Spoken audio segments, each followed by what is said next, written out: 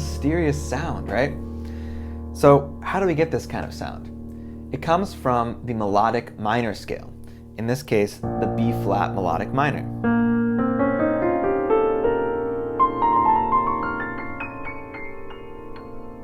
It has this very mysterious sound. So what's happening here is we're moving from F major, which is using the F major scale,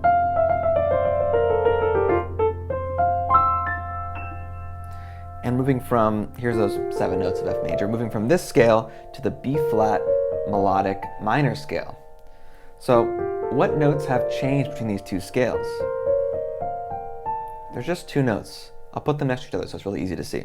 F major, and then we take these top 2 notes and move them down a half step. So now we get this really interesting mixed scale, right? The bottom notes of this scale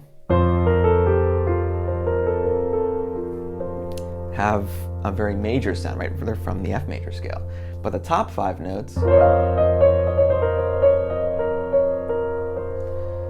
have a very minor sound. They're coming from the F minor scale.